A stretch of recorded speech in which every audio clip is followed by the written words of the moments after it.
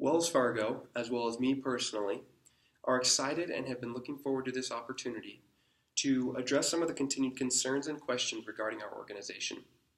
This is the second public statement we have made regarding the unethical sales practices our organization was fined for. Due to the improvements we have made and the progress we are seeing, we expect this meeting to be in a much more positive and optimistic tone. My name is Cody Snyder, and as a spokesman for Wells Fargo, I work closely with the board of directors and the senior leadership team to get clear, accurate, and up-to-date information to provide you with the best possible responses and status of our organization. To begin, let me shed some light on the events that brought us to this point. Using the words of Forbes magazine, quote, on September 8, 2016, Wells Fargo announced that it was paying $185 million in fines to Los Angeles City and federal regulators to settle allegations that its employees created millions of fake bank accounts for customers, end quote. Wells Fargo strives to be the provider of choice for people looking for solutions to all of their financial needs.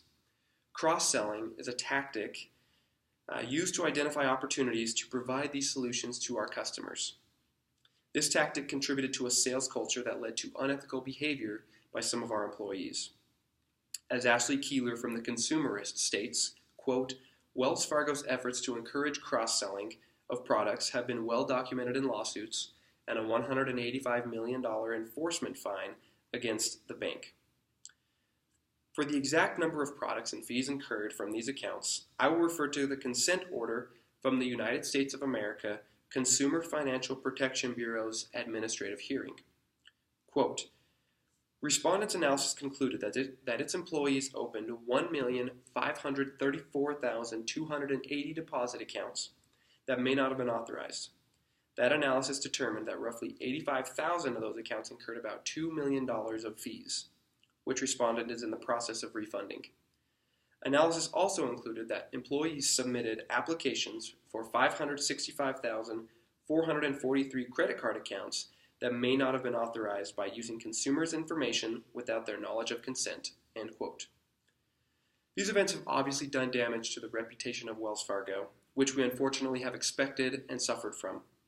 However, it has given us the needed opportunity to make changes for the better to more effectively serve our customers.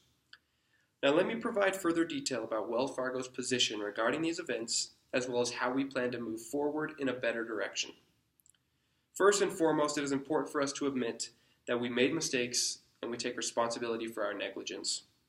While we certainly never encouraged or wanted our employees to deliberately open accounts without our customers' consent, the leadership of Wells Fargo takes responsibility for creating a sales culture that led to unethical behaviors. The senior leadership team was also informed of these tactics back in 2014 and failed to take action to fix it.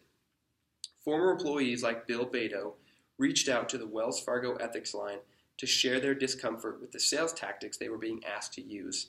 That comes from Salinger from the New York Daily Times. The emails and calls Mr. Beto sent were not handled correctly and should have led to further investigation by the Wells Fargo leadership team. Therefore, as we admit our mistakes and express our regret for the lack of due diligence, we echo those sentiments with a deep desire to provide restitution for the damage that were caused.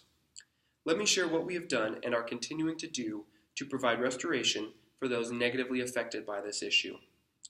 In addition to the $185 million fine that we have paid to the Consumer Financial Protection Bureau, the Office of the Comptroller of the Currency, and the City of Los Angeles, we have already refunded over $2.6 million to customers who received fees due to unauthorized account openings, and that comes from Marcus from NJ.com.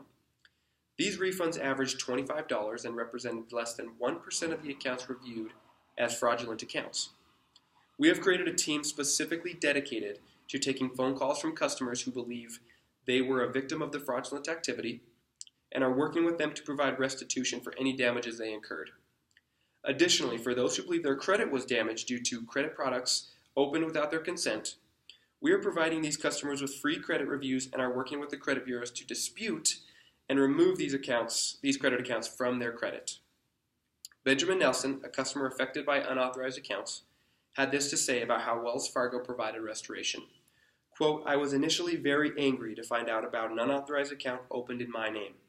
However, the response from the bank in going out of their way to refund me the fees I received, as well as go through my credit report, put my mind at ease, and ensured me that I would not face long-term consequences from this mess." End quote. And that comes from Leonard.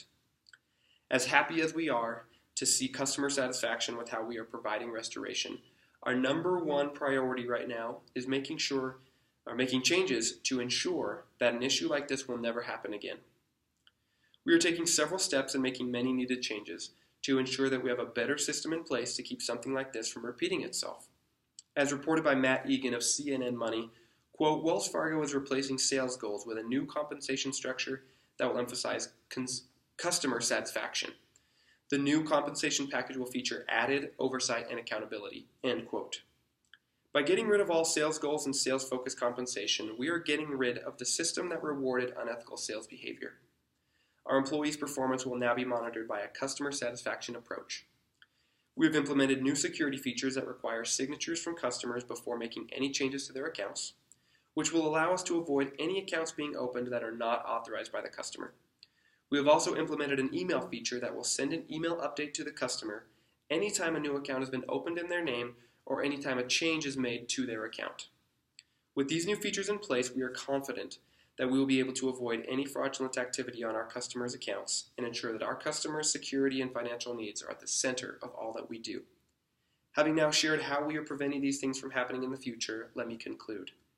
In conclusion, I have shared with you the mistake we made, which led to unethical sales practices amongst our employees, as well as what we are doing to provide restitution to the victims and what we are doing to prevent this from happening again in the future.